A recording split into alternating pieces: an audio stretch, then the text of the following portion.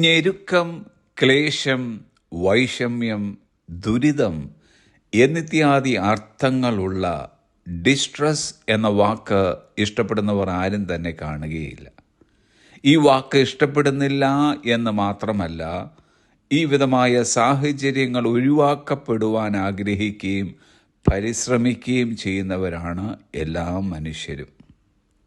Distress എന്ന വാക്കിന് നേരെ വിപരീതമായ വാക്കത്രേ എൻലാർജ്.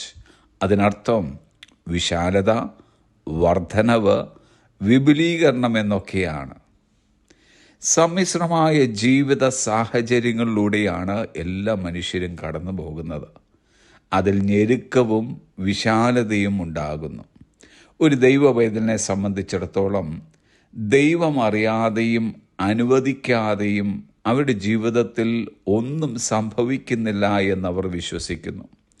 അതുകൊണ്ട് സന്തോഷത്തോടെ എല്ലാ ജീവിത സാഹചര്യങ്ങളെയും അവർ നേരിടുന്നു. ഇങ്ങനെയുള്ള സാഹചര്യങ്ങളിലൂടെ പതറാതെ കടന്നുപോയ വേദപുസ്തക കഥാപാത്രങ്ങൾ ദൈവമക്കൾക്ക് ഒരു പ്രചോദനവും ആവേശവും തന്നെയാണ്. അതിലൊരു കഥാപാത്രം അത്രേ ദാവീദ്.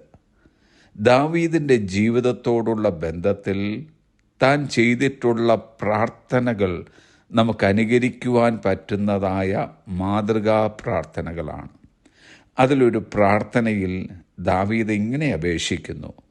4-ാം സങ്കീർത്തനം 1-ാം വാക്യം, here me when I call, O God of my righteousness, thou hast enlarged me when I was in distress. Have mercy upon me and hear my prayer. എൻ്റെ നീതിയായ ദൈവമേ, ഞാൻ വിളിക്കുമ്പോൾ ഉത്തരം അരുളേണമേ. ഞാൻ ഞെരുക്കത്തിലിരുന്നപ്പോൾ നീ എനിക്ക് വിശാലത വരുത്തി. എന്നോട് കൃപ തോന്നി എൻ്റെ പ്രാർത്ഥന കേൾക്കണമേ.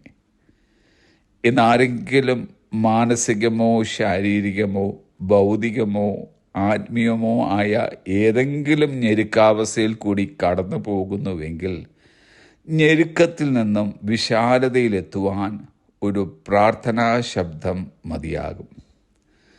ചിലപ്പോൾ ചില ഞെരുക്കങ്ങൾ മാറുവാനായി സമയമെടുത്തു എന്ന് വരാം. അന്നേരങ്ങളിൽ ദൈവം നമ്മുടെ ഹൃദയങ്ങളിൽ സമാധാനത്തിൻ്റെ വിശാലത തരുന്നു. നാം തനിച്ചല്ല, കർത്താവ് കൂടെയുണ്ടെന്നുള്ള ഉറപ്പും അവിടുന്ന് നമുക്ക് പ്രദാനം ചെയ്യുന്നു.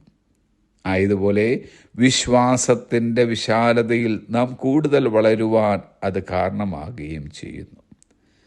ഒരു കാര്യം നമുക്കുറപ്പാണ്, our God is faithful and has a purpose for our distress. He will use our times of distress to enlarge us. ദൈവം വിശ്വസ്തൻ. നമ്മുടെ ഞെരുക്കങ്ങൾക്ക് ദൈവത്തിനൊരു ഉദ്ദേശ്യമുണ്ട്. നമ്മെ വിശാലതയിലാക്കാൻ അവിടുന്ന് നമ്മുടെ ഞെരുക്ക സമയങ്ങൾ ഉപയോഗിക്കും. Have a pleasant day.